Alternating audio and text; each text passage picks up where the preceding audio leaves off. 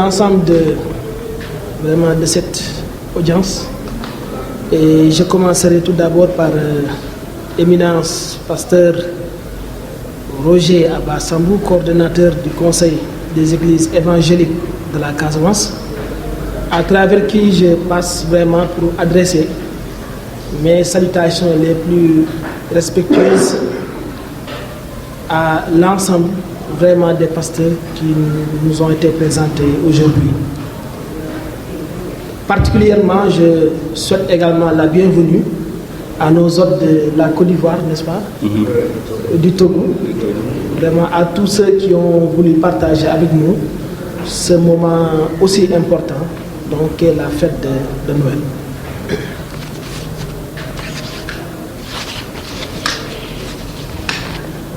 Comme nous le faisons chaque année, à la veille de la célébration de Noël, nous rendons une visite de courtoisie aux autorités de l'Église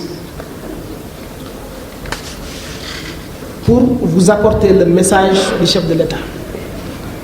Un message de paix et de remerciement pour leur engagement aux côtés de l'État et de ses services. C'est aussi l'occasion de vous renouveler toute ma disponibilité ainsi que celle de l'ensemble de nos services pour l'accompagnement dans la mission qui vous est donc assignée. Également, nous saluons l'action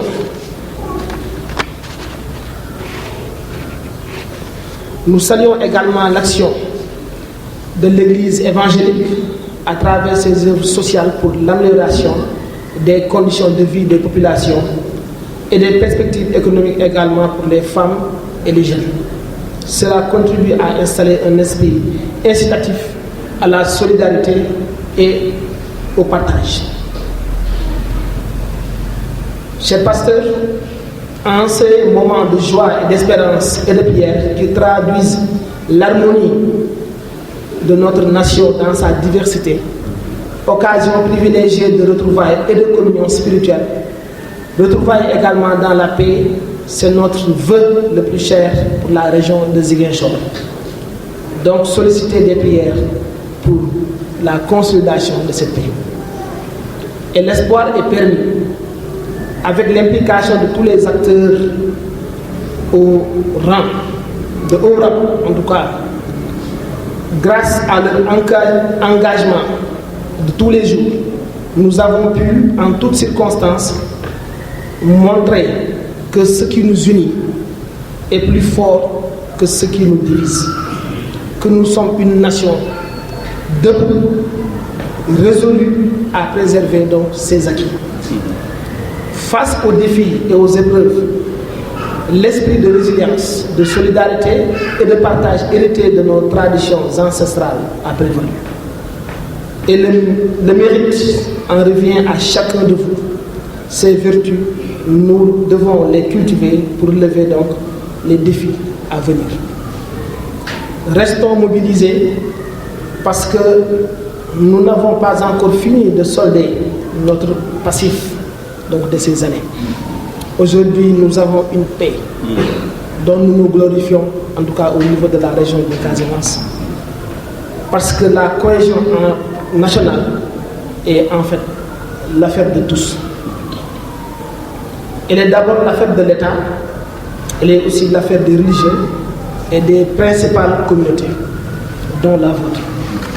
Certes, le devoir de l'État est de prendre la mesure des mutations qui sont à l'œuvre et de s'adapter afin de garantir l'égalité pour tous, égalité de droit, égalité devant la loi, égalité également devant la justice. Je reste pour ma part déterminé avec l'ensemble des services de l'État à vos côtés pour l'intérêt donc des populations de la région de Ziguinchor. Je saisis à nouveau cette occasion pour remercier tous ceux qui apportent leur pierre à la construction et à la consolidation de la paix. Acceptons la contribution de chacun comme un cadeau à notre cohésion. Soyons fiers et reconnaissants de notre diversité. Il est essentiel que ces temps soient vécus comme une opportunité de nous rassembler autour de ce qui nous unit. En quelque sorte, au nom du chef de l'État, au nom également du Premier ministre, M. Ousmane Sonko, natif en tout cas digne fils de la région de Ziguinchor, et de l'ensemble du gouvernement, recevez nos meilleurs vœux pour Noël, ainsi que nos souhaits donc de paix et de bonheur pour l'année qui vient. Profitons de ces moments de partage comme autant d'occasions de se réjouir de vivre dans un pays où les valeurs de solidarité et d'engagement tiennent une place centrale. Je ne peux terminer sans inviter les autorités de l'Église évangélique à poursuivre la sensibilisation contre la coupe abusive non seulement de bois, pour la préservation de la paix, mais surtout pour l'abandon également des cultures illicites qui se font dans certaines zones de la région de Ziguinchor. C'est fort de cet espoir et de cette confiance que je vous présente mes vœux pour le nouvel an. Vœux de santé, de longévité et de réussite pour chacun de vous. Vœux de paix, de cohésion nationale et de prospérité croissante pour notre cher pays.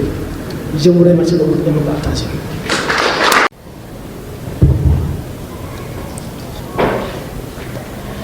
Monsieur le gouverneur de la région de Ziguinchor, messieurs les membres de la délégation qui l'accompagne, révérends pasteurs, chers frères et sœurs en Christ. Tout d'abord, j'aimerais, au nom du Conseil des pasteurs des églises évangéliques de la Casamance, en abrégé CEPEC, souhaiter la bienvenue à toutes et à tous. Je vous adresse aussi mes salutations les plus sincères au nom de Dieu, le Père Tout-Puissant, et au nom de notre Seigneur Jésus-Christ. Monsieur le gouverneur, comme de coutume, nous sommes de nouveau réunis ensemble, car l'année dernière, en cette même période et en pareille heure, nous étions ici, dans cette même salle, sacrifiant à la même tradition, celle de la présentation des vœux de Noël. Pour l'occasion, nous avions formulé plusieurs vœux, entre autres les vœux de paix, de réussite et de bonne marche avec Dieu. Cela pour toute citoyenne et pour tous citoyens de ce pays. Mais aussi des vœux de concorde sociale, de stabilité politique pour la région et pour la nation tout entière, des élections libres et transparentes, un hivernage pluvieux, etc. À l'heure du bilan, aujourd'hui, si nous regardons sur le rétroviseur, nous avons vraiment de quoi rendre grâce à Dieu. En effet, il a exaucé toutes nos prières. Sur le plan politique, les élections qui avaient suscité beaucoup de craintes et d'inquiétudes se sont finalement bien déroulées. Et la passation de pouvoir entre les régimes sortants et rentrants s'est effectuée sans heurts. Que Dieu en soit remercié. Quant à la Casamance, notre chère région, elle continue pour sa part à évoluer dans la voie de la paix. Celle-ci s'enracine de jour en jour dans les mœurs et les esprits. si bien que la région amorce déjà un développement socio-économique.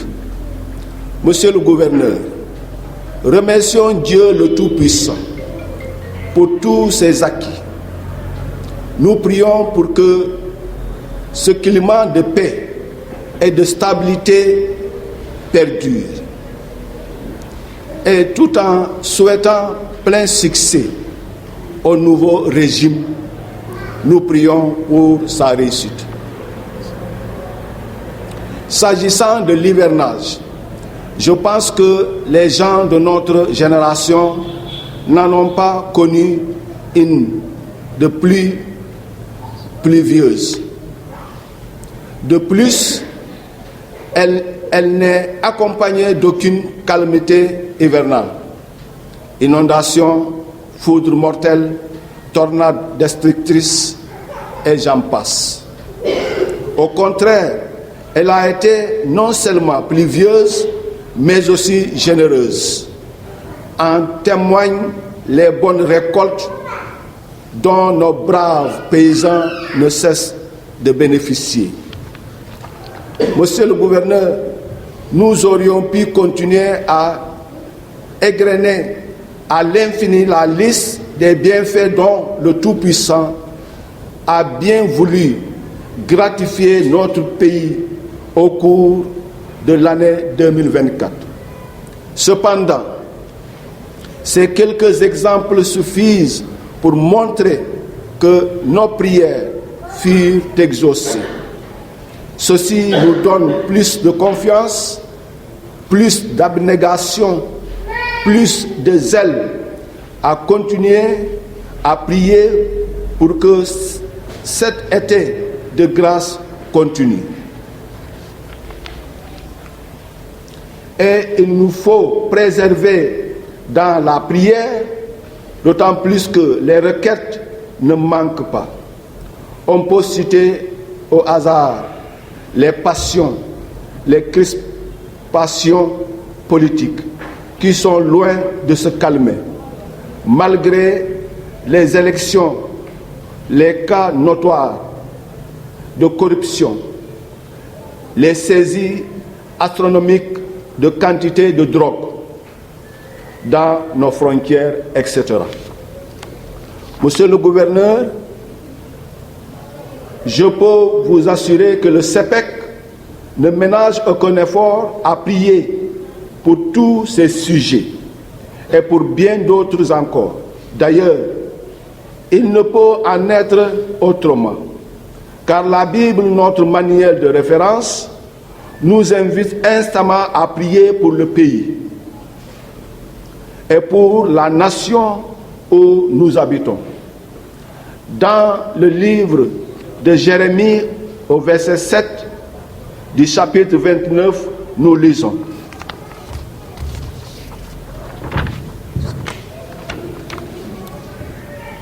recherchez le bien-être de la ville où je vous ai déporté et priez l'Éternel en sa faveur, car de son bien-être dépend le vôtre.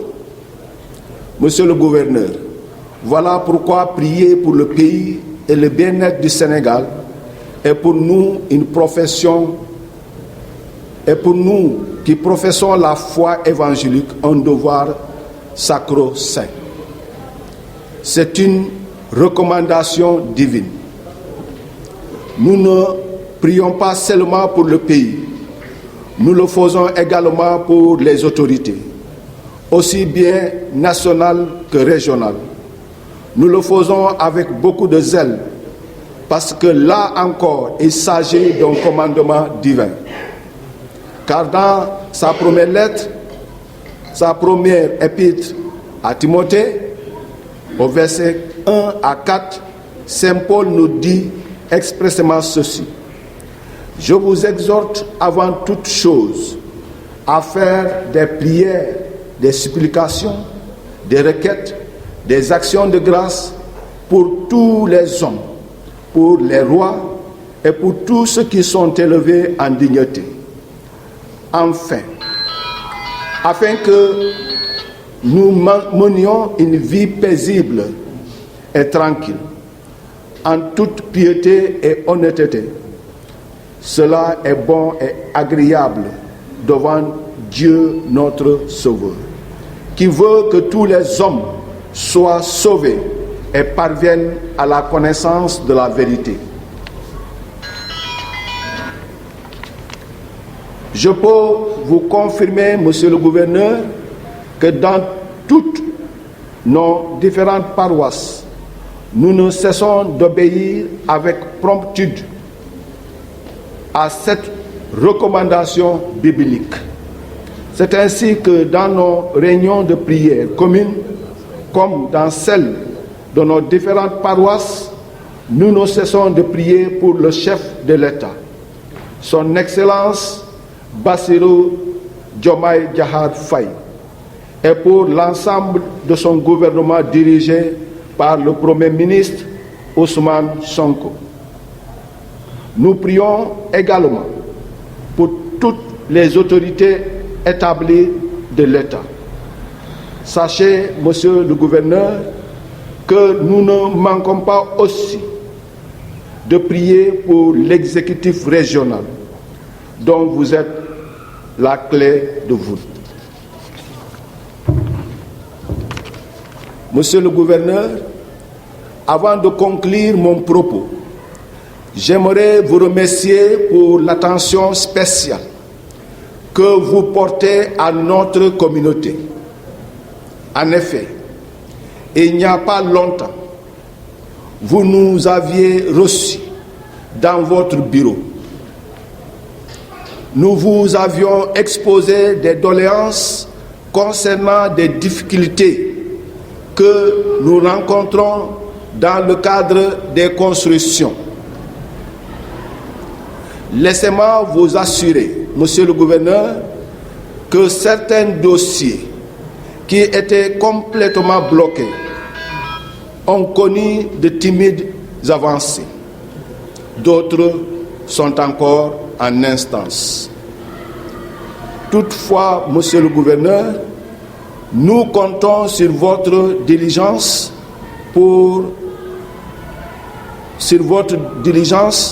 votre discrétion et votre solitude pour décanter une fois pour toutes ce problème afin qu'il devienne un lointain souvenir. Pour vous y parvenir, le Conseil souhaite vous rencontrer dans un avenir proche pour faire avec vous le point de la situation. Cette requête exprimée, ne me reste plus, Monsieur le Gouverneur, qu'à souhaiter à vous et à toute la délégation qui vous accompagne un joyeux Noël.